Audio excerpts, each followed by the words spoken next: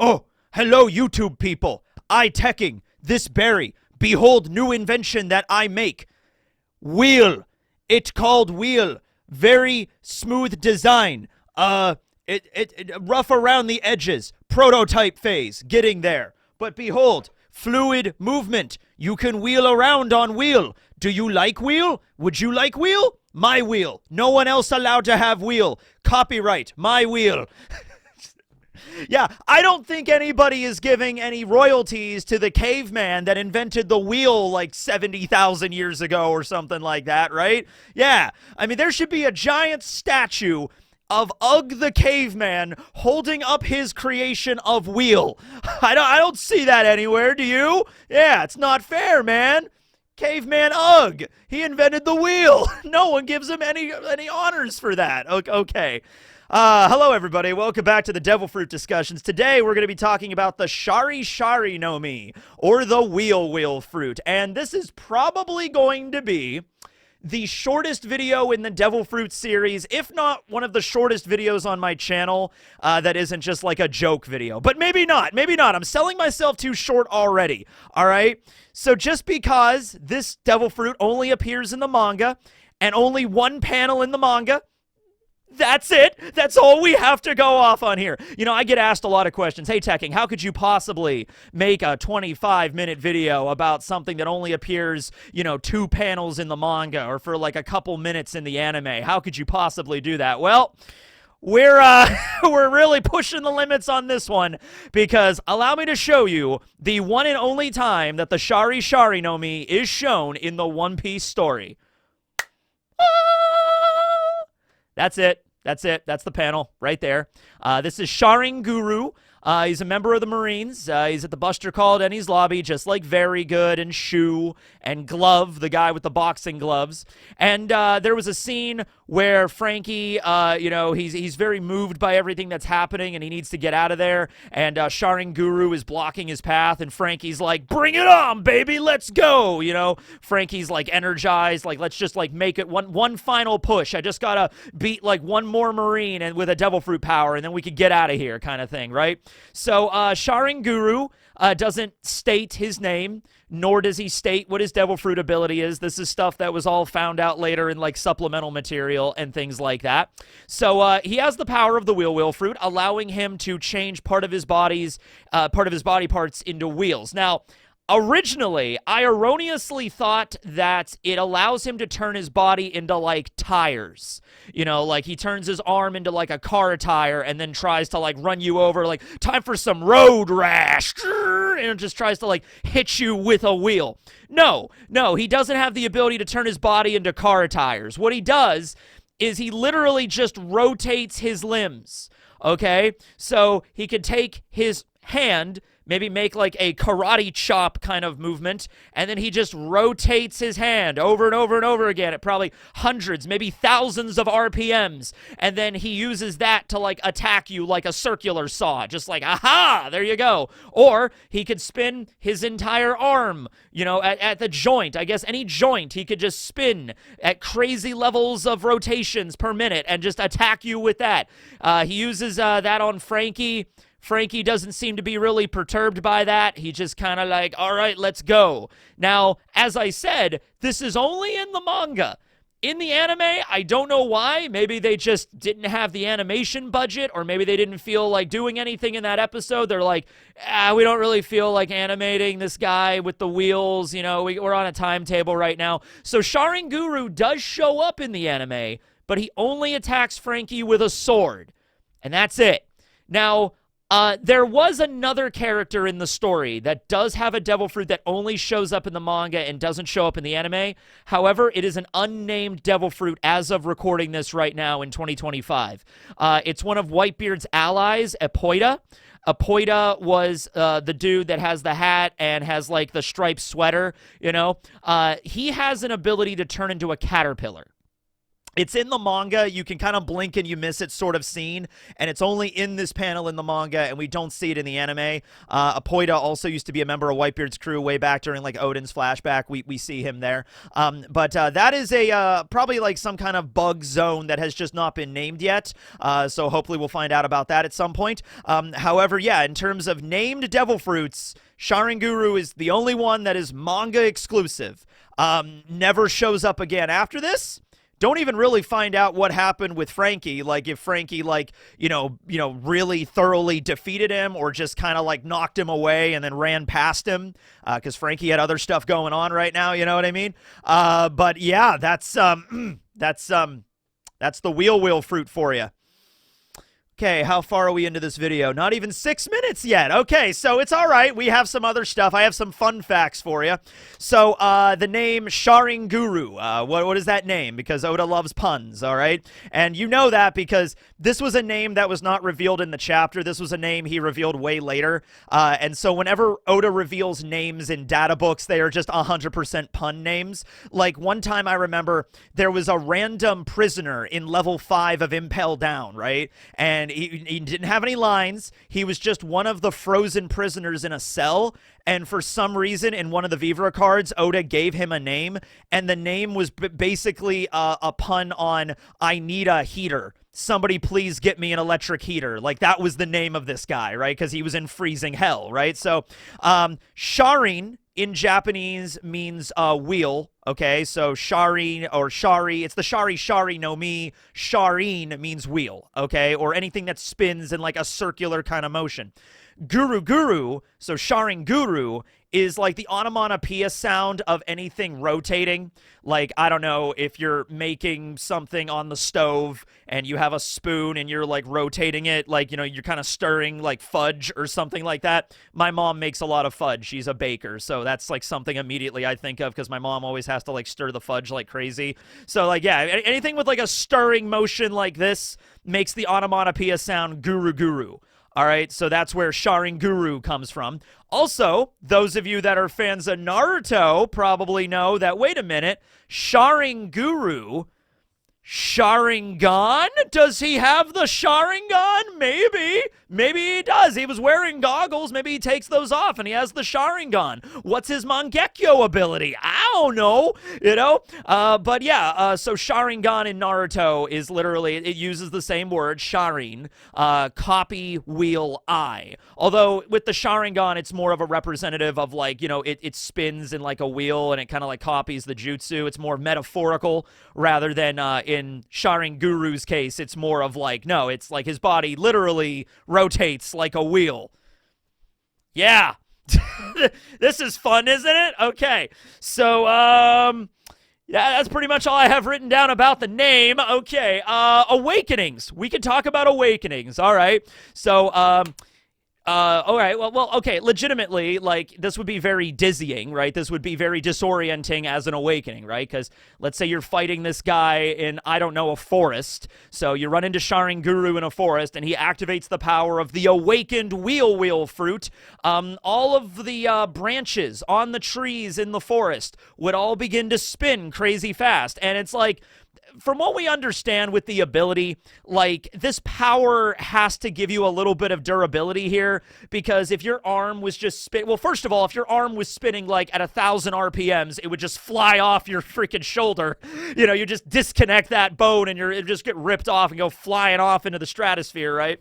So that has to have the prevention to do that. But also, like, even if your arm was spinning really fast and you went to go hit somebody like a rock or a tree or karate chop somebody in the neck, I feel like that would just shatter every bone in your hand, you know what I mean? So there's got to be a little bit of durability to that, right? Okay, so let's say he activates this ability and all of the trees and the branches, even like the really giant thick branches, begin to spin like crazy. You get caught in that, you're going to get, it's like a circular saw. You're just going to get shredded by that and get knocked around and everything like that. Oh, maybe he could spin the ground. Like the whole ground you're standing on is just, and like the whole thing starts rotating.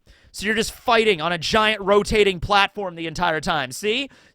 You could do stuff with that. Hockey has easy applications to this. You pick up a sword, you start rotating your sword arm, add hockey on the sword, and then you have a really powerful circular saw that you could cut somebody up with. I'm assuming, like, if Sharinguru, he can't turn his body into tires, but if he grabbed a tire, like sort of like Buggy's car ability, right? See, we're going on something here. If he picked up some tires and just kind of used his ability to start rotating the tires, you got like perpetual motion machine, right?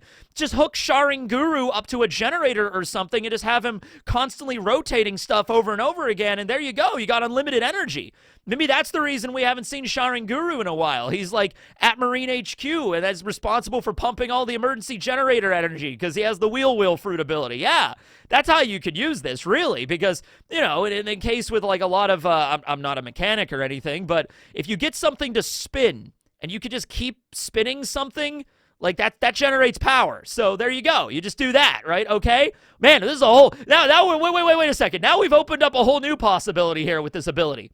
Could Sharinguru, you know, carry like equipment on him that he could use his ability to like have infinite energy going, like a wind-up thing that just keeps on winding, right? So he can have like, I don't know, a Tesla gun or something, you know, like an electric gun that like maybe Vegapunk or somebody could make for him, and then he just has this like, it's like, the power source is my devil fruit, the wheel fruit, it's just spinning the wheel constantly, I have all this power, you know, firing like lightning bolts off at people. That would be cool, right? Yeah, some electrical-based ability for that. Yeah, we could do that. But yeah, grab some giant monster truck tires, Sharinguru. There's actually potential for this.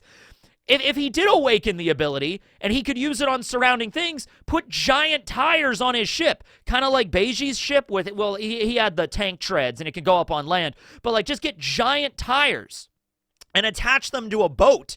And then if he awakened, he could just use the ability on the boat, and the monster truck tires, he had giant battleships running up on land to be like, yeah, let's go! Monster truck rally, yeah! All right, so he could do that. He could totally do that. Or he could just add like Buggy does. He could just, roller skates! Fucking roller skates, baby! Oh my god, Sharinguru, get yourself a pair of roller skates, and then just, yeah, you're just zooming around the whole battlefield. No one will be able to stop you. No one will be able to stop you, kid. You're going places, Sharinguru. All right, there we go. You know, now, actually, since this devil fruit is so basic, maybe Oda didn't stop and think about it. He's like, oh yeah, this guy has the ability to rotate his limbs. It's like, whoa, hold on a minute, though. Rotation. The ability to just rotate stuff infinitum. I mean, until his, like, stamina runs out, because that's, like, the whole idea of a devil fruit. He can't keep doing it forever.